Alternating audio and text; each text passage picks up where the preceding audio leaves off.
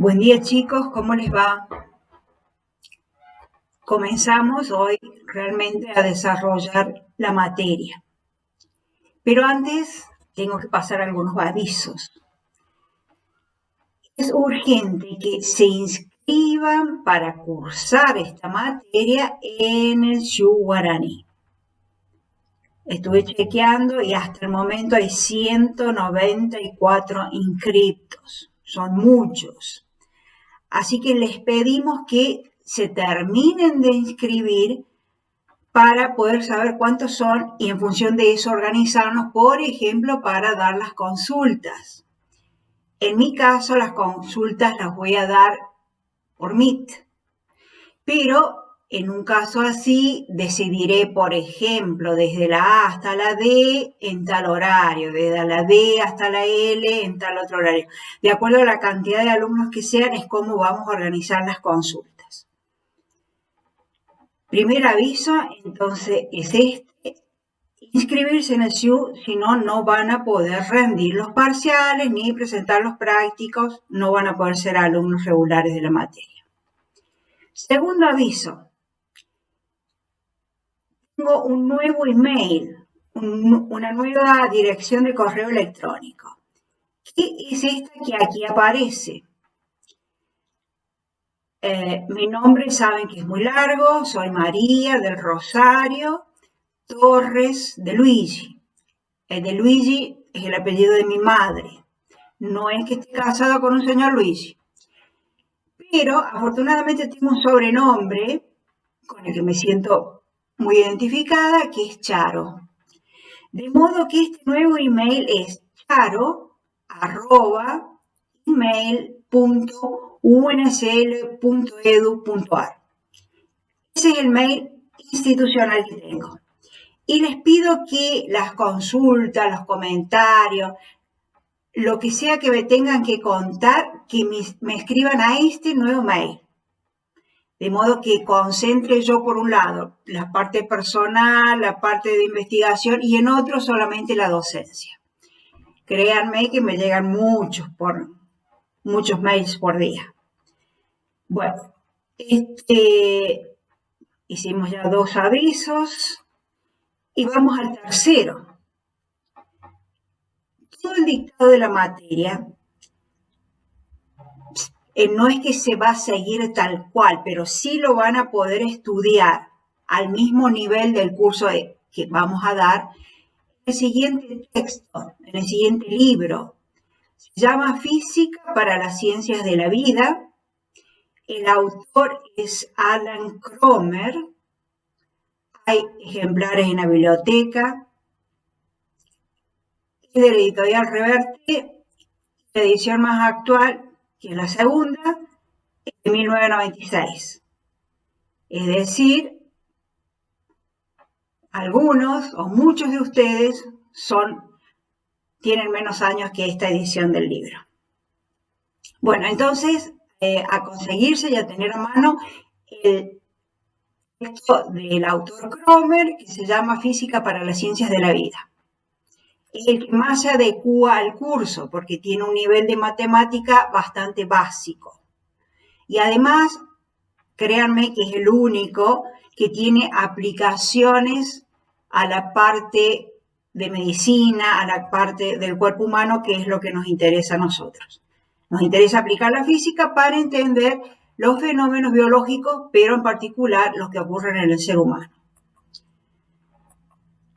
Bueno, finalmente, comenzamos a dar clase y comenzamos con la unidad número 1, la unidad número 1 de nuestro programa. Y esa unidad se llama biomecánica. Nosotros dijimos, la materia se llama biofísica, que es el estudio de la biología con elementos, con leyes, con procesos de la física. En particular, esta primera unidad va a tratar de biomecánica. Entonces tenemos que saber qué es la mecánica. En particular, la mecánica clásica, que es la que vamos a estudiar nosotros. La mecánica clásica, la mecánica que se describe con las leyes de Newton. nosotros tenemos los físicos una mecánica cuántica, mecánica estadística, otras mecánicas, pero la que vamos a estudiar en este curso es la newtoniana, es la clásica, es la más simple. Bueno, la mecánica es una parte de la física que estudia las condiciones de reposo y de movimiento en que se encuentran los cuerpos debido a la acción de fuerzas. Esa mecánica se divide en tres partes. Una es la estática, otra la dinámica y otra la cinemática. Y vamos a comenzar en este orden nosotros a estudiarlas. La primera que vamos a enfrentar, que vamos a estudiar, es la estática. ¿Qué estudia la estática? Pues analiza las causas que permiten el equilibrio. Aquí vamos a plantear todas las condiciones que son necesarias para que un cuerpo esté en equilibrio. Hay otra parte que es la dinámica, que estudia la dinámica y las causas que originan el movimiento. Ya saben ustedes del curso de ingreso que esas causas son las fuerzas. Y por último, dentro de esta unidad vamos a estudiar la cinemática. ¿Qué estudia la cinemática? Y mire, las diferentes clases de movimiento. En particular, ya han visto en el curso de ingreso el movimiento rectilíneo uniforme y el movimiento rectilíneo uniformemente variado. Bueno, esta unidad 1, siguiendo el Cromer y para que les sea fácil tener material para estudiar, se corresponde al capítulo 2 del Cromer. Ese capítulo 2 se llama Fuerza, capítulo 2 y capítulo 3 del Cromer. Bueno, comencemos por lo que nos cuentan en el capítulo 2. Lo primero que vamos a hacer es analizar cuáles son las propiedades de las fuerzas. La primera propiedad es que una fuerza siempre es aplicada por un objeto material. La segunda propiedad es que una fuerza se caracteriza por su módulo, por su dirección y su sentido. Eso es equivalente a decir qué cosa. Y esto, que la fuerza es una magnitud vectorial. Es decir, debo dar módulo o intensidad, que es lo mismo, dirección y sentido de la fuerza. Otra de las propiedades es una que ya conocen ustedes, que han estado estudiando, que es la tercera ley de Newton, o principio de acción y de reacción. ¿Qué dice? Esta es tal cual una transcripción del Cromer. En principio tenemos dos objetos, un objeto A que estoy marcando acá y un objeto B. Entonces, cuando un objeto A ejerce una fuerza sobre un objeto B, el A ejerce una fuerza sobre el B. En este caso es esta fuerza que está aquí. El objeto A ejerce una fuerza sobre B, que es esta que estoy marcando con el puntero láser. Está aplicada en B,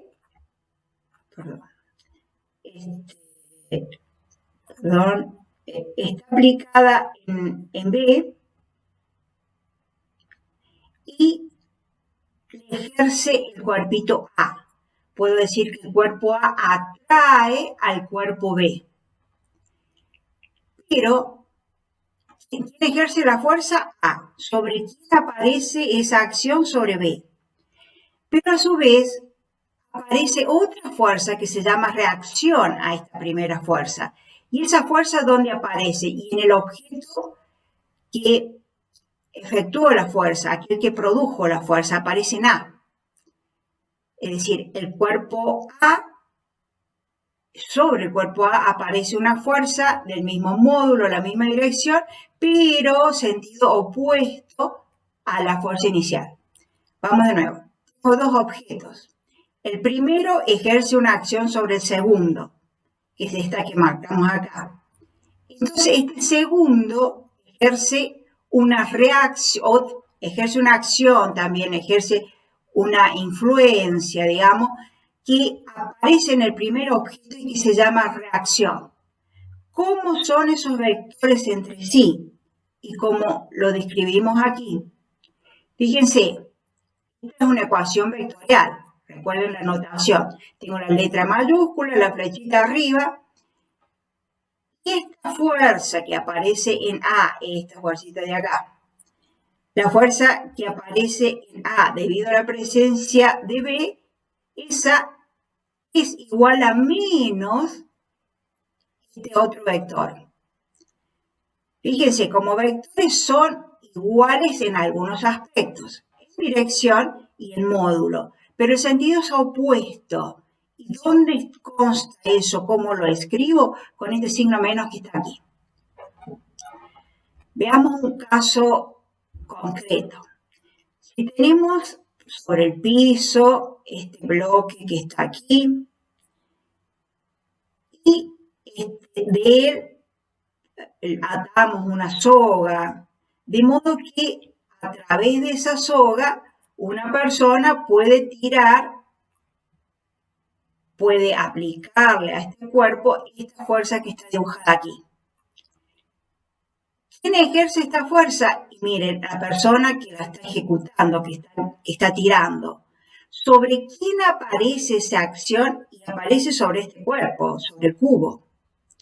Aparece sobre el cubo. Pero a su vez, entonces, el cubo ejerce otra fuerza sobre la persona esta, que es esta que está acá.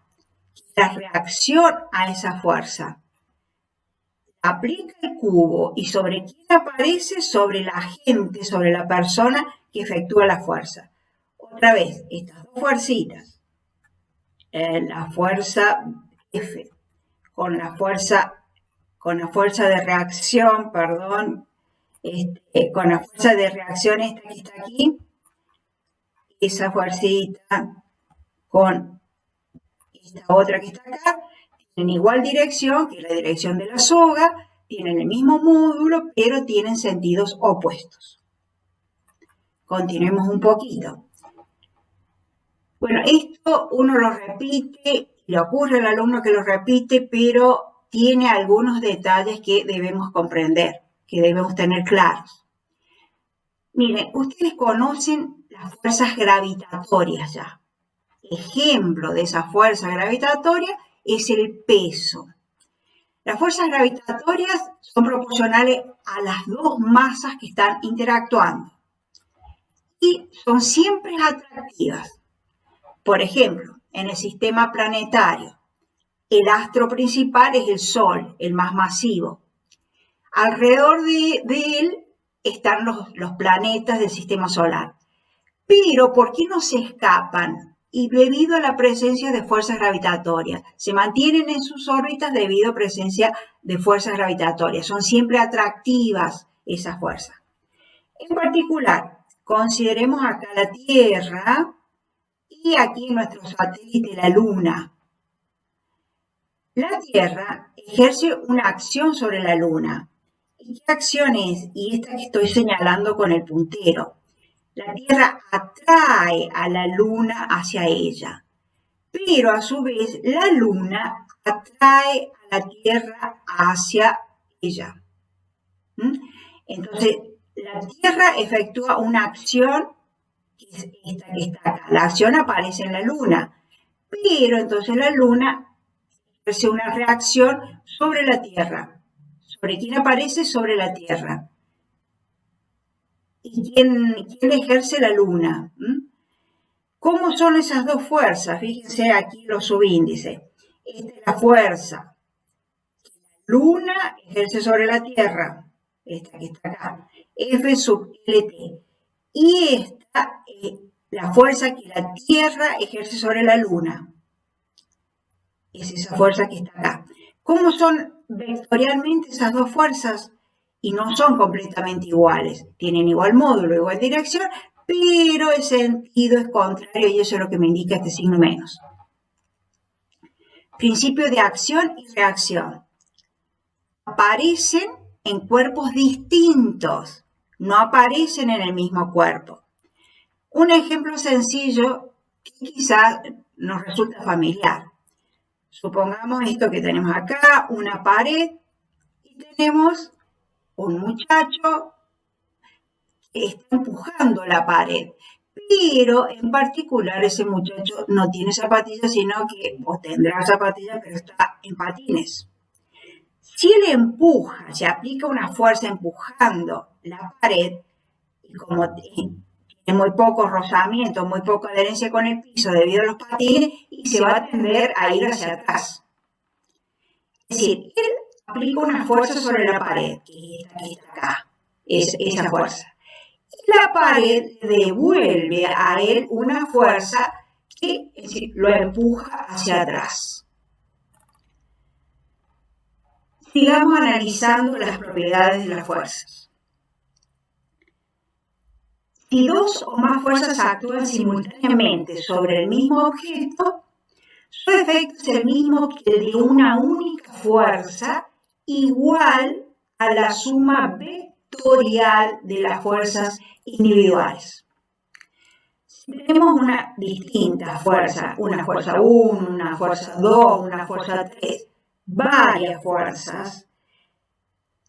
El efecto que provocan todas esas fuerzas juntas es equivalente al que produce la suma de esas fuerzas. Pero ojo, es una suma vectorial. Disculpen. Este simbolito es el símbolo de sumatoria. Es decir, así estoy indicando suma de las fuerzas F, pero suma como vectores, no solo sumo los módulos, tengo que sumar vectorialmente. Es decir, aquí fíjense, lo que hay es una suma de vectores. Pues es que el efecto de cada una de estas fuerzas, pero cuando considero el efecto de todas, es el mismo que produce esta fuerza suma, que normalmente se llama fuerza resultante. Veamos un ejemplito, esto que muestra esta figurita, que es una figura del Cromer. Supongamos que tenemos, no sé, una piedra, una pelota, y le atamos dos sogas. Hay una persona que tira de esa soga y lo está haciendo con esta fuerza 1. Y a lo largo de la otra soga, otra persona ejerce esta otra fuerza 2. Si miramos con atención, nos damos cuenta que los módulos de esas dos fuerzas no son iguales. La 2 tiene más intensidad, más módulo que la 1.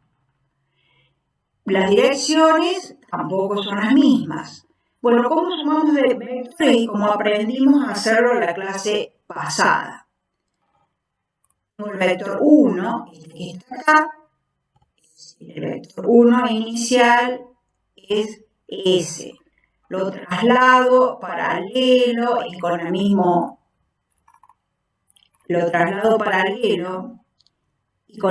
módulo aquí. A continuación de ese vector 1 colocamos el vector 2.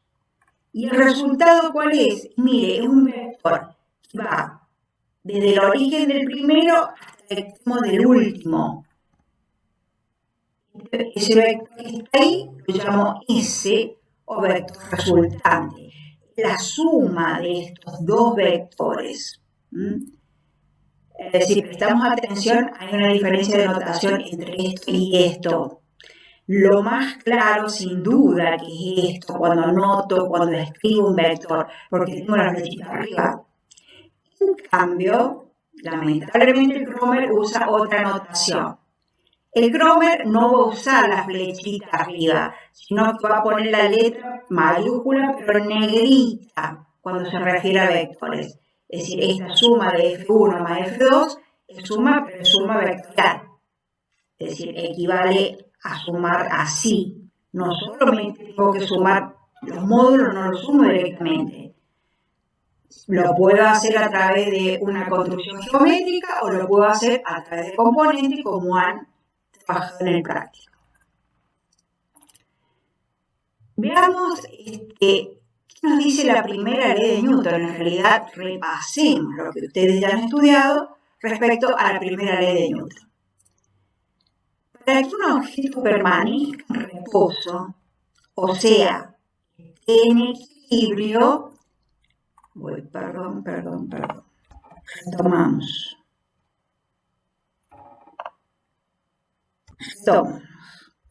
Entonces, la primera ley de Newton nos dice que para que un objeto permanezca en reposo, o sea, en equilibrio, o sea, que está quieto, es necesario que la suma vectorial de todas las fuerzas que actúan sobre él sea cero. Es decir, la suma que recién vimos y que da como resultado una única fuerza, que generalmente se llama fuerza resultante, esa suma de fuerza debe ser nula. En ese caso va a ocurrir lo que me dice la primera ley de Newton. El cuerpo, si está en reposo, va a continuar en reposo.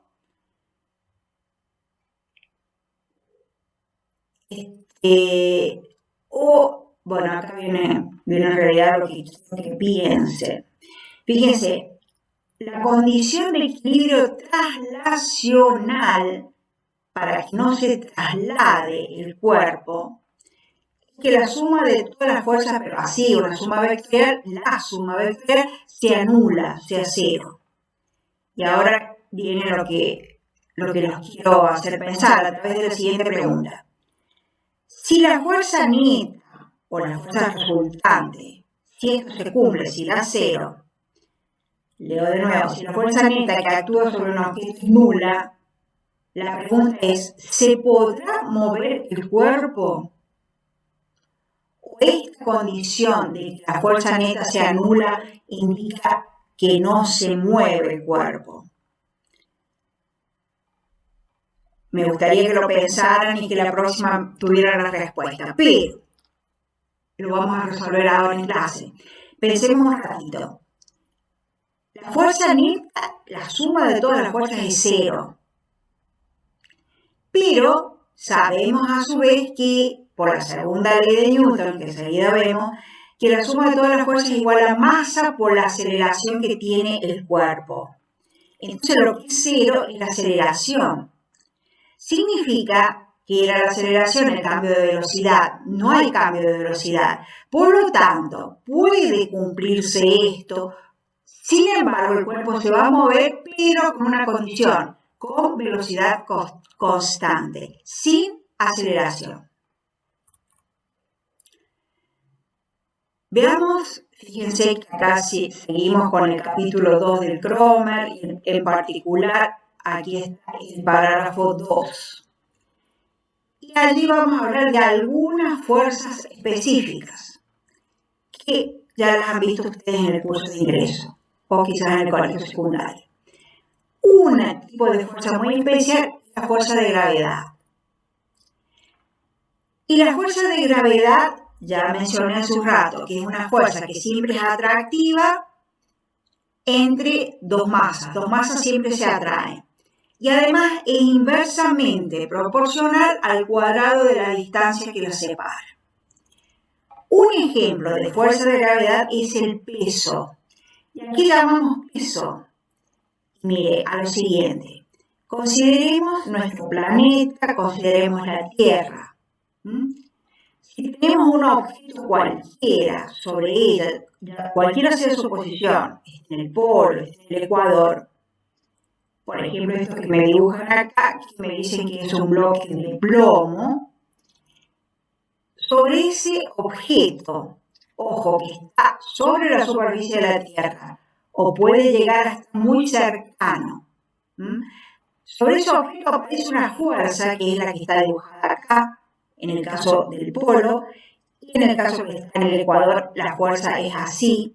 Aparece una fuerza que tiende a llevarlo al centro de la Tierra. Es decir, siempre apunta hacia el centro de la Tierra. Esa fuerza se llama fuerza peso. Aparece la fuerza peso siempre y cuando el objeto esté cercano a la superficie. Ya nos vamos unos cuantos kilómetros más alejados de la superficie terrestre, sabemos que existe la gravedad cero, que la Luna atrae a los objetos cerca a su superficie con menor fuerza, es decir, la gravedad de la Luna es menor. Otro tipo de fuerza es la fuerza elástica. Y este tipo de fuerza lo tenemos que entender bien porque es la fuerza que efectúan los músculos y los tendones en el cuerpo humano. La fuerza elástica le vamos a dar una expresión matemática. Es decir, simplificamos el problema y tratamos de encontrar una ecuación matemática que me describa lo que está ocurriendo. En el caso de la fuerza elástica, la ecuación es esta. La fuerza sub K, fuerza elástica, es igual a una constante K por X. Bueno, otro tipo de fuerza es la fuerza elástica, y es una fuerza que nos interesa mucho, porque las fuerzas elásticas están presentes en los músculos, en los tendones, y gracias a esa fuerza podemos mover nuestros huesos. Una expresión de la fuerza elástica es esta, o con mayor precisión es esta que está aquí. La ley de Hooke. Fíjense, me dicen simplemente que la fuerza elástica es proporcional a X. ¿Quién es X? Y bueno, el estiramiento del resorte o la compresión. Son directamente proporcionales. Y K es una constante de proporcionalidad que depende del resorte. Vamos a analizar la figura que nos muestran aquí. Tengo un soporte. Del soporte cuelgo un resorte al que le adicione una pesa aquí abajo. Entonces estirará, pero luego tomará una posición de equilibrio y se quedará quietito. Se quedará quietito en esa línea punteada, en esa línea que está ahí. Ahí su posición de equilibrio. Pero si lo sacamos de esa posición de equilibrio, si lo tiro hacia abajo, por ejemplo, llega a esta posición. La distancia que hay entre la posición de equilibrio y ese máximo estiramiento será la amplitud del movimiento. Pero esa X que está acá tiene que ver con cuánto se estira o cuánto se comprime el resorte. La ecuación que está abajo no es exactamente la misma que la de arriba, sí son parientes. La ecuación que está abajo está escrita con anotación de Kromer. Fíjense, con negrita estamos señalando vectores. Acá el vector es la fuerza y acá el vector es el desplazamiento. Y vectorialmente, la fuerza como vector es proporcional al vector de estiramiento. Pero la constante también aparece, pero aparece un signito menos. Y ese menos nos vuelve a indicar que la fuerza elástica y el estiramiento tienen sentidos opuestos. ¿Qué significa eso? Significa que si yo estiro el resorte, lo saco de su posición de equilibrio y lo estiro, la fuerza elástica la fuerza elástica que está presente, va a hacer que el resorte tienda a volver a su posición de equilibrio. Y si yo comprimo el resorte, es decir, apunta para aquel lado, el desplazamiento, la X apunta para arriba, la fuerza elástica va a hacer que el resorte se estire. Es decir, cuando el desplazamiento apunta para un lado, la fuerza elástica apunta para el otro. Otro tipo de fuerzas son las fuerzas de contacto. Son fuerzas que ustedes ya han estudiado. Fuerzas de contacto o fuerzas normales. ¿Cuándo aparecen?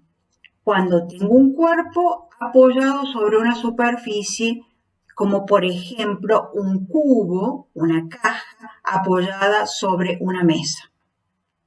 Analicemos un poquito la situación. Esta caja tiene masa, tiene peso. Por lo tanto, hay una fuerza que lo tiende a llevar al centro de la Tierra, que es esta fuerza que aquí llamamos F sub G, fuerza de gravedad, es el peso de este cubito. Pero no es la única que actúa, porque si fuese la única que actúa se caería. Como está apoyado, la mesa lo sostiene. La mesa ejerce sobre el cubo una fuerza hacia arriba. Y esa fuerza hacia arriba es esta que está aquí, que en realidad aparece en el cubo. Esta fuerza de contacto, F sub C, o fuerza normal. Sobre el cubo aparecen dos fuerzas. Su propio peso que lo tira hacia abajo y la fuerza normal que lo tira hacia arriba, en realidad lo sostiene. Fijémonos qué relación hay entre la fuerza de contacto y el peso o la fuerza gravitatoria. Aparecen en el mismo objeto, tienen la misma dirección, es decir, si los miro como vectores, tienen el mismo módulo, tienen la misma dirección, pero otra vez el signito menos me indica que tienen sentidos opuestos. Pregunta para los alumnos. ¿La fuerza de contacto y la fuerza de gravedad o peso constituyen un par de acción y reacción? ¿Se acuerdan la tercera ley de Newton que vimos hace un momento? ¿Cuál sería la respuesta? Estoy segura que muchos dirían que sí. La respuesta correcta es que no son un par acción y reacción. ¿Por qué? Porque no cumplen la condición de que aparezca en el otro. Las dos fuerzas, la fuerza de contacto y la fuerza de gravedad, aparecen las dos en el mismo cuerpo. Y ese cuerpo es la caja, es este cubo que está aquí. Avancemos un poquito más. En realidad, aclaramos el ejemplo anterior. Al menos eso espero. Otra vez tenemos aquí la mesa, que estoy marcando con el cursor. La superficie de la mesa es esta. Sobre esa mesa coloco el cubo, sino que lo he levantado solamente para que sea un poco más claro lo que quiero contar. Pero esta caja está apoyada sobre la mesa. Veamos un poquito. Esta caja tiene un peso que está aquí marcado con esta flecha verde, es decir, una fuerza peso, es una fuerza, es un vector, que lo noto, que lo escribo de esta manera. Además, la mesa ejerce sobre la caja una fuerza de contacto, que es esta de color rojo que está aquí, y que llamo fuerza normal. Hasta ahí es lo que habíamos analizado recién. Analicemos ahora quiénes son las reacciones a esas fuerzas. Primero, el peso aparecía sobre la caja y ¿qué hacía? Y mire, tendía a acelerarlo hacia el centro de la Tierra. ¿Quién aplica la fuerza peso? Y la Tierra. ¿Sobre quién? Sobre la caja.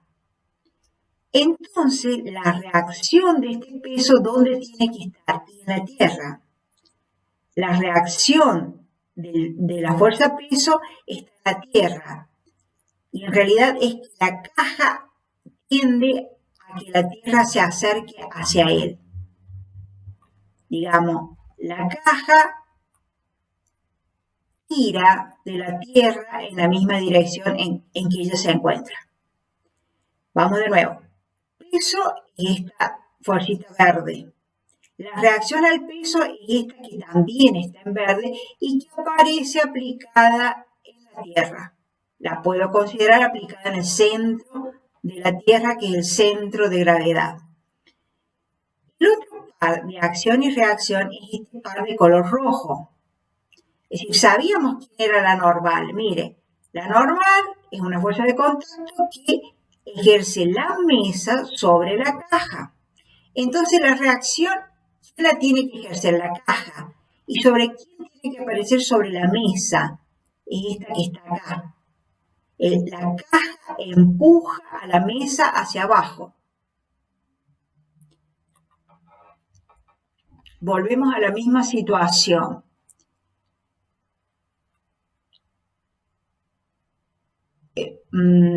Fijémonos, la normal y el peso no son un par acción y reacción porque están aplicadas sobre el mismo cuerpo. Volvamos a analizar acá. Las fuerzas de color rojo son un par de acción y reacción y las de color azul son otro par de acción y reacción. Empecemos. La fuerza normal, ¿sobre quién aparece? Sobre este libro que está acá arriba de la mesa. ¿Quién ejerce? La mesa. ¿Sobre quién aparece? Sobre el libro. Entonces la reacción, ¿sobre quién va a aparecer? Y mire, sobre la mesa. El libro empuja la mesa con esta fuerza. El libro la empuja hacia abajo. Analicemos eso con su reacción. El par que acá está señalado en azul. El libro tiene masa. Si tiene masa, tiene peso, que está indicado con este vector azul. Aparece sobre el libro. ¿Quién ejerce? ¿Quién produce la fuerza peso? Y mire, la Tierra. Entonces, sobre la Tierra aparece esta fuerza que está dibujada en color azul. Sobre la Tierra aparece esta fuerza que tiende a acercarlo al libro. ¿Y por qué no se mueve? ¿Por qué no se acelera hacia el libro? Y porque es muy masiva. Esta fuerza tiene una intensidad muy chiquita y no logra que la Tierra se acelere. No logra que el piso se acerque al libro, a eso me estoy refiriendo.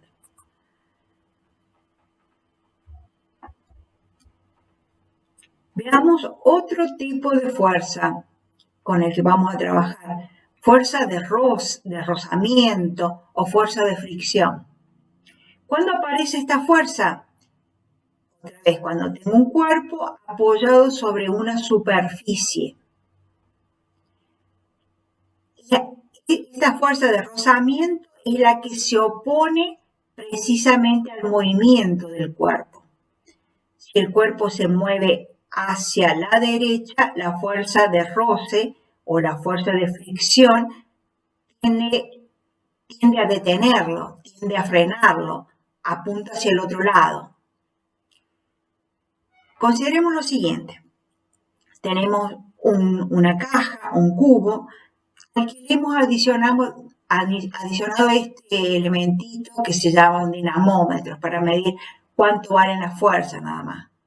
Es como la balanza de los verduleros, ambulantes, de los que venden cosas por la calle. Esta es la balanza más frecuente que usa. Bueno, pero independientemente de eso, tenemos el cubo, tenemos una soga.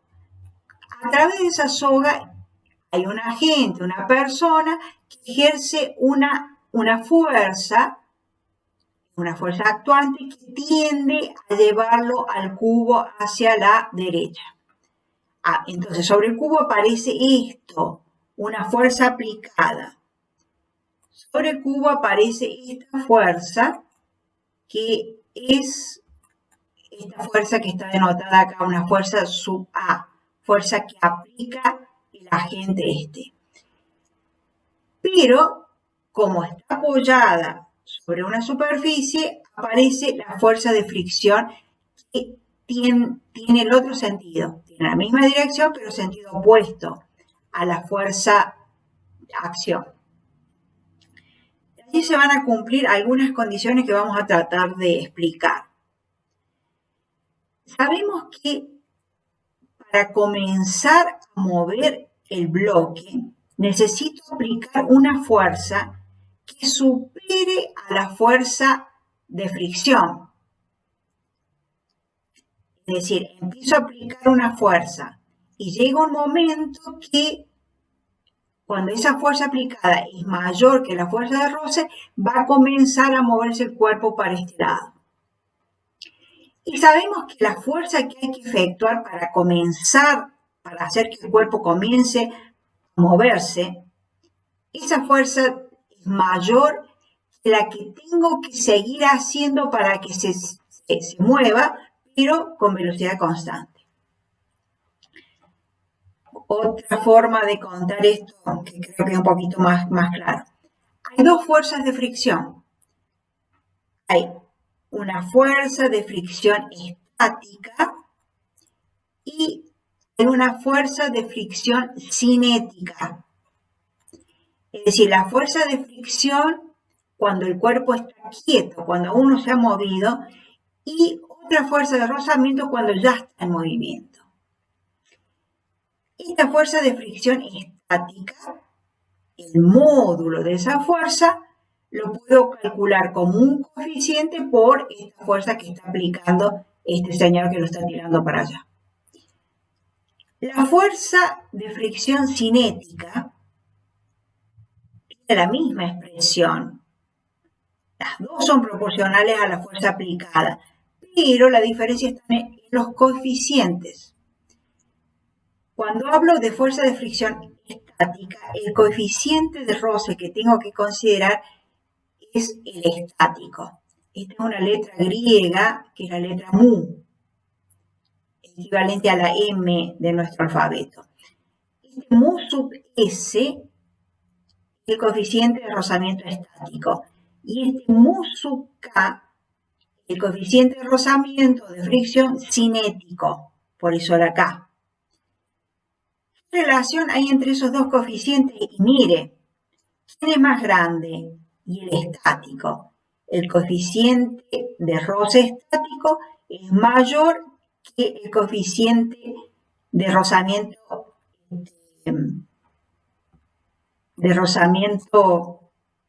estático. Vale esta relación que estoy diciendo acá. Es decir, el cinético a lo sumo puede ser igual, pero siempre es menor. Siempre es menor o igual al estático. O como lo leíamos hace rato, leíamos la desigualdad. Veamos si con esta figura se entiende un poquito más lo de fuerza de rozamiento. Esto de que hay una fuerza de fricción estática y una fuerza de fricción cinética. Consideremos esta situación, que es la misma de recién. Esta situación en la que tengo un bloque apoyado sobre una superficie y lo que hice fue adicionarle una soga, una cuerda, a través de la cual le voy a poder aplicar una tensión.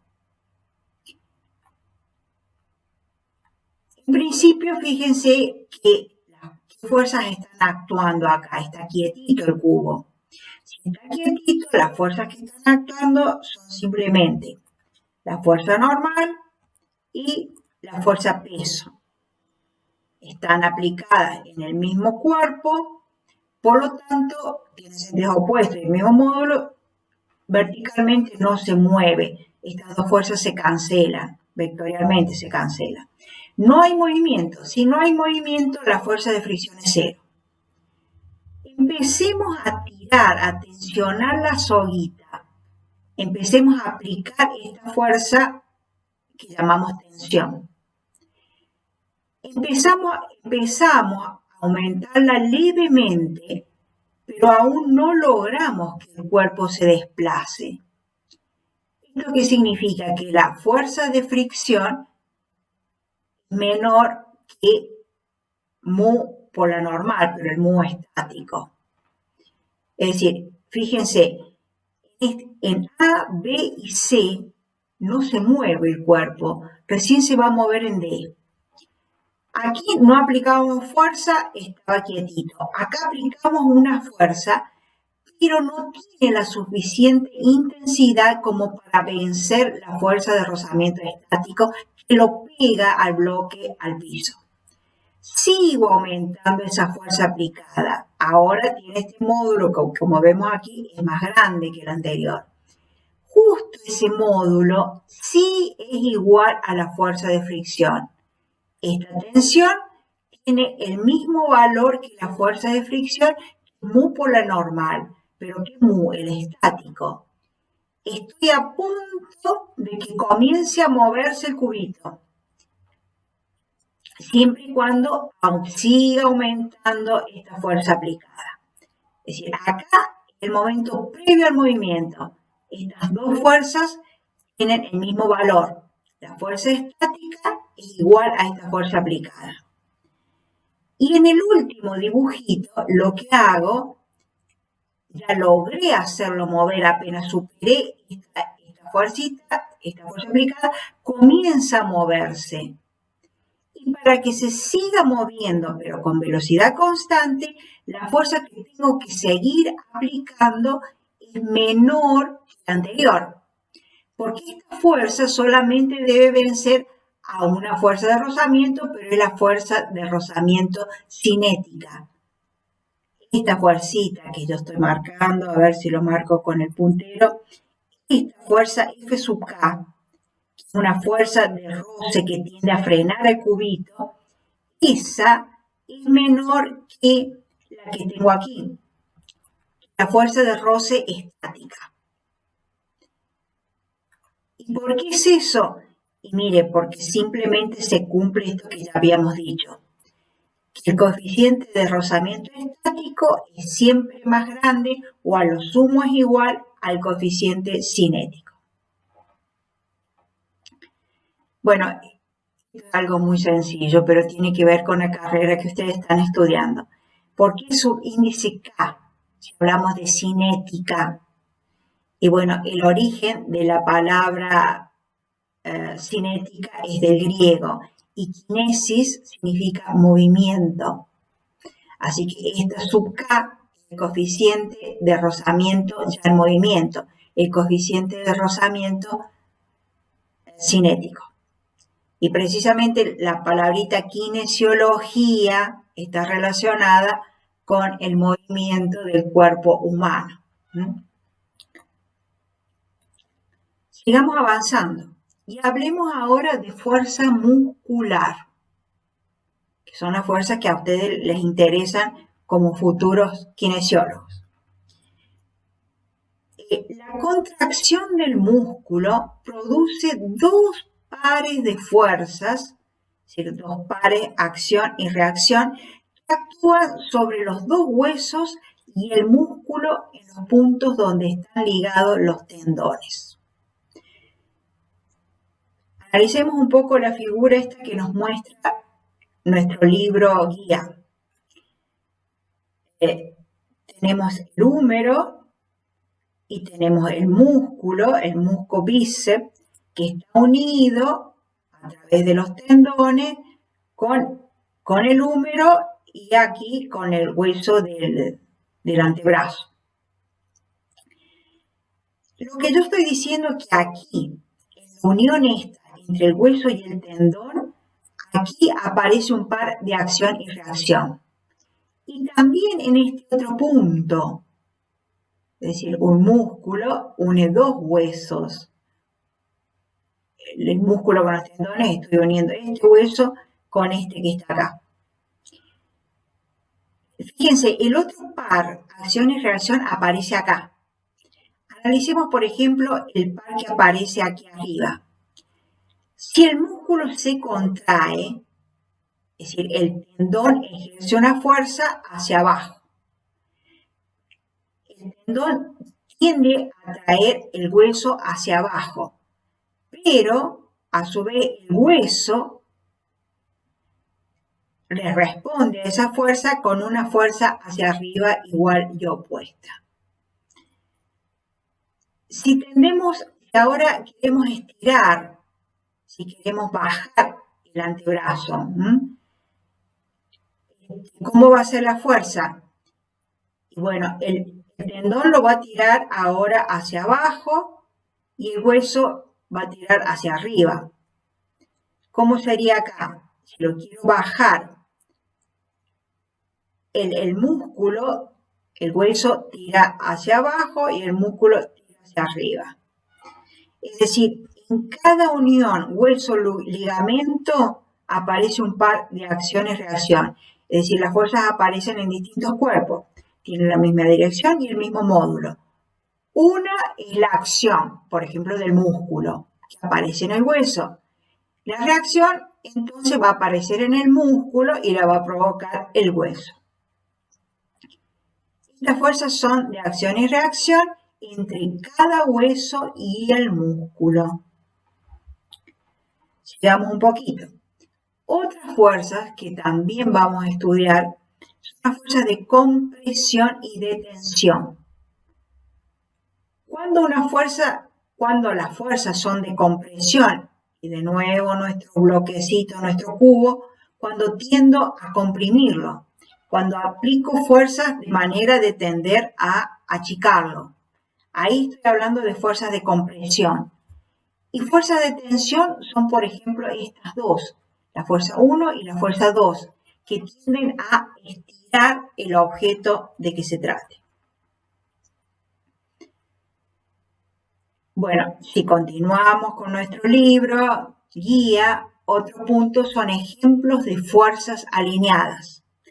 Ya hemos aprendido a sumar vectores alineados, ya sean desplazamientos o los que vieron en la práctica. Así que esto es un simple repaso de esa suma de fuerzas cuando apuntan hacia el mismo lado o cuando tienen sentidos opuestos. Y acá viene una aplicación muy importante de fuerza de contacto. Es una aplicación a la columna vertebral. Ustedes saben mejor que yo que la columna vertebral del ser humano tiene esta forma que está acá. Si nosotros queremos responder a la siguiente pregunta, ¿por qué las vértebras inferiores son más anchas que las superiores? Porque sobre las vértebras inferiores la fuerza de contacto o normal es mayor, ya que cada una soporta el peso de todas las otras situadas más arriba.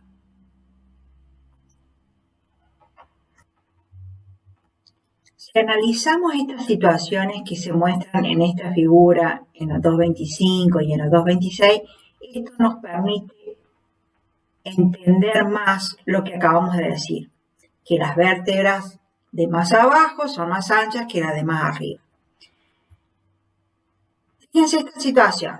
Esto que está acá es una simple balanza. Tengo un primer cubo más liviano, que pesa 5, supongamos que su peso sea de 5 newtons. Y arriba de él hay un cubo más grande, que tiene un peso de 10 newtons, vamos a suponer nosotros. Entonces la balanza esta, bueno, me marca la suma de los dos, me marca los 15 newtons.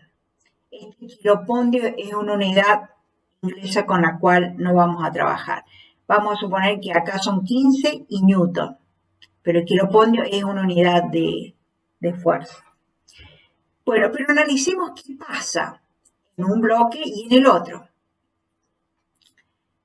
Analicemos cuáles son las fuerzas que actúan sobre el cuerpo de arriba, sobre el cuerpo B. Sobre este cuerpo, ¿qué fuerzas aparecen? Y mire, aparece su fuerza peso y además aparece una fuerza normal, que es la fuerza que ejerce el cuerpito A sobre el B. Es decir, la fuerza con que el cubo de abajo sostiene al que está arriba. Entonces, esta es una fuerza de contacto o fuerza normal y este es el peso del bloque B. ¿Cómo son esas dos fuerzas? Tienen el mismo módulo, la misma dirección, pero sentidos opuestos se cancelan. Sobre B no aparece nadie, ninguna fuerza actuante. No aparece una fuerza resultante, no aparece una fuerza neta. Consideremos qué pasa con el pobre bloquecito que está acá abajo. Este bloque cuyo peso es de 5 newtons.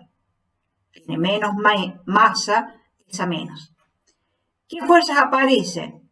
Y miren, sobre este cuerpo, sobre este cubo A, aparece su peso, que es más chiquito, que está representado por este vector, y lo llamamos F'G, pero es el peso del cuerpito A.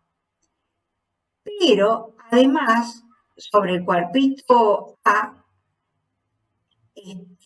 aparece una normal, una fuerza de contacto sobre el cuerpo A, porque el cuerpo A es sostenido por la balanza, pero la balanza tiene que sostener no solo al A, sino también al B. Sobre el cuerpo A aparece una fuerza de contacto más grande, es esta que está acá. En definitiva, aparece esta fuerza y esta chiquita. Y no tienen la misma, si bien es cierto que tienen sentido opuesto, no tienen la misma intensidad. Es decir, si yo la sumo vectorialmente, la suma esa no es cero, sino que la suma es este vector que está aquí. La suma de la fuerza normal sobre el cuerpo A, esa es la fuerza normal, sumada con la fuerza peso del cuerpito, no es nula, sino que es esta fuerza resultante. ¿Y esa fuerza qué va a hacer? Y mire, es una fuerza que aparece sobre el A. Va a hacer que se comprima.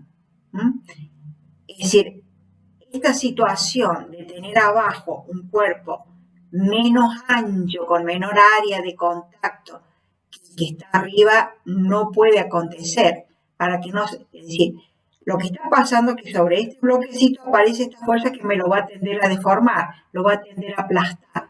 Para que eso no suceda, tengo que invertir la situación. El bloque más grande abajo y el más chiquito arriba, que es lo que pasa con la columna vertebral de los seres humanos. Otro punto que tenemos que estudiar ahora son las componentes de una fuerza.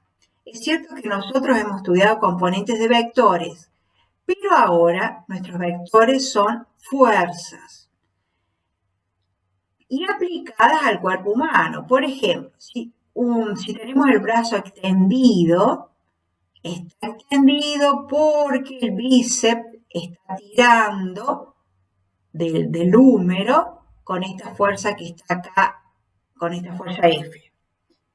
La marcamos con el puntero.